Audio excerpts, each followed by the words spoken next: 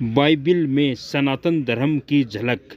25 जून 1988। Summer सदगुरुदेव श्री रामलाल जी सियाग। दादा गुरुदेव ओम श्री गंगाईनाथ जी योगी की जय हो।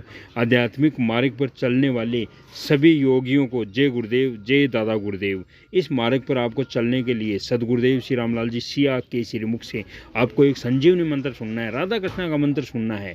उसके बाद में आपको मंत्र का जप करना है, 2 टाइम ध्यान करना है। बाकी आपके मन में आए भौतिक जीवन जीते हुए आप ये आराधना कर सकते हो, कहीं जाना नहीं है आपको, घर में रहकर आप आराधना कर सकते हो।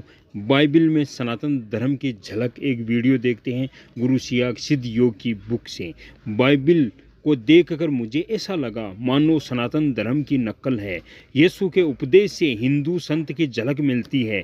हिंदू दर्शन में जिस प्रकार मनुष्य शरीर को ही सर्वोत्तम मंदिर कहा गया है, उसी प्रकार बाइबिल में भी यूहन्ना में यीशु ने कहा था, पर यीशु ने अपने शरीर के मंदिर के विषय में कहा था। इसके अतिरिक्त निम्न उपदेशों को जब पढ़ते हैं तो ऐसा लगता है कोई हिंदू संत उपदेश दे रहा है।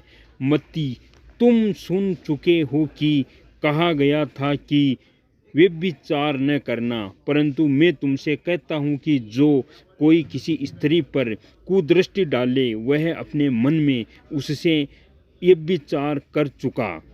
ये भी कहा गया है जो कोई पत्नी को त्याग दे और उसे त्याग पत्र दे, परंतु मैं तुमसे कहता हूँ कि जो कोई अपनी पत्नी को व्यभिचार के सिवाय किसी और कारण से छोड़ दे तो वह उससे व्यभिचार करवाता है। मत्ती, सावधान रहो, तुम मनुष्यों को दिखाने के लिए अपने धर्म के काम न करो, नहीं तो अपने स्वर्गीय पिता के कुछ भी फल न पाओगे। इसलिए जब तू दान करे तो अपने आगे तुर ही न बजा, जैसा कपटी सभाओं और गलियों में करते हैं, ताकि लोग उनकी बड़ाई करें। मैं तुमसे सच कहता हूँ वे अपना फल पा चुके। परंतु जब तू दान करे तो जो तेरा दाहिना हाथ करता है बायां हाथ न जाने पाए, ताकि तेरा दान गुप्त रहे, और तब तेरा पिता जो गुप्त में देखता है तुझे प्रतिफल देगा। इसी प्रकार सभी धार्मिक कार्यों को गुप्त रूप से करने के लिए आदेश दिए गए हैं। प्रदर्शन करने का उसका प्रतिफल ईश्वर की तरफ से किसी भी हालत में मिलना संभव नहीं है।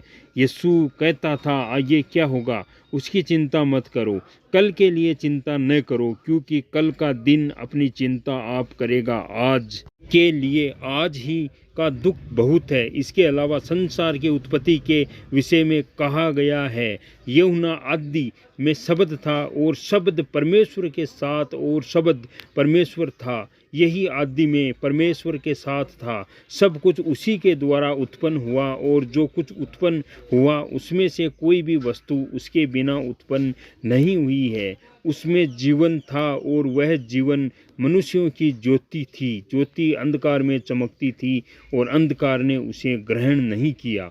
इसी प्रकार प्राय सभी सिद्धांत मेल खाते हैं, परंतु जैसा संसार के सभी धर्मों में हुआ है, ईसाइयों ने भी धर्म के सभी नियम भंग कर दिए। विवाह संबंधों के कारण बारे में तो वे पूर्ण रूप से अतिवादी हो गए। हर स्त्री और पुरुष की 3-4 शादियां होना और त्यागना आम बात है। यीशु ने जिसे व्यभिचार की संज्ञा दी है वह सिद्धांत तो पूर्ण रूप से त्याग दिया गया है। जितना धार्मिक सिद्धांतों का अतिक्रमण पश्चिमी जगत में हुआ है और कहीं नहीं हुआ है भारत में, फिर भी किसी हद तक धार्मिक मर्यादाओं का पालन हो रहा है। भले ही संसार के लोग हमें रूढ़िवादी कहे, हमारा देश अभी चारित्रिक दृष्टि से बहुत ठीक है। संसार के सभी धर्म सीमा लांघ चुके हैं। केवल भौतिक तरक्की से अगर संसार में शांति हो सकती है तो पश्चिमी जगत में पूर्ण शांति होनी चाहिए थी, परंतु इसके विपरीत उन देशों में सबसे अधिक अशांति है। हमारे देश में भी बड़े बड़े शहरों में पश्चिम की नकल जहाँ जितनी अधिक है वहाँ उतनी ही अशांति अधिक है। जो क्षेत्र इस हवा से बचा हुआ है वहाँ का जीवन अधिक शांत है।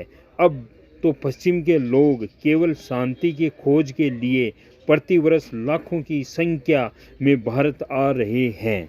आपको शांति मिलेगी केवल मंत्र का जप करने से। आपकी सारी समस्याओं की समाधान हो जाएगा, आपको शांति मिल जाएगी, आपको आनंद मिल जाएगा और आपके जो अंदर का कटोरा है वो आनंद से भरा हुआ होगा, कभी खाली नहीं होगा। इसलिए आप ये आराधना कीजिए। ब्रह्मांड की सबसे सरल आराधना है। जय गुरुदेव, जय दादा गुरुदेव।